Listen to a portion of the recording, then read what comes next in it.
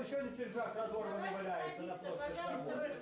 Я принесу сейчас пойду. Я подобрал гужик. И он лет забег. А вы как? Я не собираюсь. Это уже треба душить за это. Боимся. Мне і шмат кому іншим не до кінця зрозуміла сама структура і поступовість технології, як, що і коли ми будемо робити. Скажімо, от я одно зрозумів, що до вересня ми збираємо питання. Після вересня мене більше цікавить, чи будуть наші люди ходити по кожному дому, у приватному секторі, там, квартири навідувати, да? Ці знайдемо ми людей, як топтати, як кажуть, квартири, да? Тобто від дверей до дверей, там, йти, питатися. Ось яким чином ми своїх партійних активістів примусимо, попросимо йти до людей. Тобто головная мета проведения кампании «Народный референдум» – это прийти до людей. То есть вот расскажите нам, як з визначеними питаннями ми пойдемо до людей. Я откажу на это питання. В принципі, вже першу частку ми сказали. Зараз відбувається збор питань, в вересні вони будуть готові. Це буде про соціологію, додатково про фокус-групи, про експертів, юристів, конкретна формульовка, набор 4-5 питань.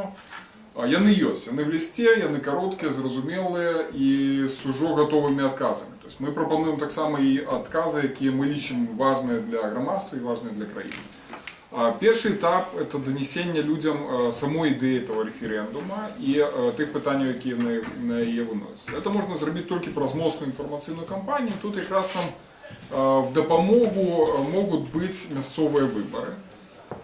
Калі браць абласныя округа, потому что, будут люди вылучаться, кому куды больше подобается, нехто захочет там пройти в сельсовет, нехто куды.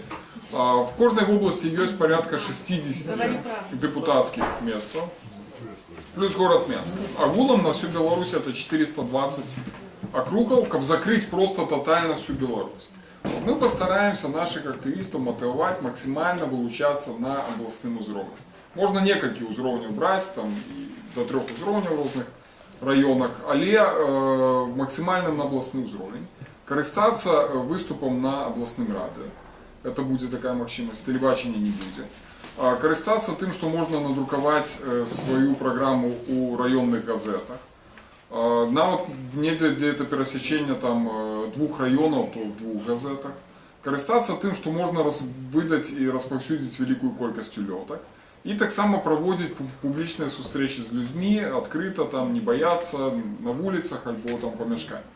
Подчас этой кампании кожный будет распаўсюджваць информационные материалы, частка якой стане там мясцовая проблематика, партийная программа, все что завгодно, але агульная частка этих материалов будет питание народного референдума и тлумачение, что такое референдум, что это за питание, для чего это потребно. Разом с тем, сподіваюсь, что праз гэта мы можем закопить аудиторию как бы в несколько миллионов. То есть тут реально залежит, сколько мы вылучим кандидатов. Разом с тем можно начинать и сбор подписей. И да, выборов, но я думаю, что подчас сбору подписей за кандидатов. Когда приходишь и в очинные двери говоришь про то, что вот питание народного референдума, улетка, яка до этого повинна была пройти по квартирах, по почтовых скринях, чтобы люди ведали, то есть с нуля это не обмерковывать. Мы собираем подписи в підтримку этих питань. Это первый этап, на який мы только почнем спор. И он может быть протягнется, коли змобилизуем шмат активистов, подключатся іншие люди, может быть мы за 2 месяца завершим. Но по наших разликах это там не 2 месяца, это напевно полгода, это может быть более. Але хотелось бы это 450 тысяч подписей иметь до початку президентской кампании. Как бы это уже был аргумент для тих сил, які удзельничают, тем, что они мають питання, мають програму, підтриману великою кількістю білоруських громадян. Щоб вони, вилучивши одного кандидата, могли сказати, да, це найбільш моцний кандидат з найбільш моцною командою і вже ясною, зрозумілою програмою, яка вже готова, яка є. То есть это все до период до, напевно, початку 2015 года.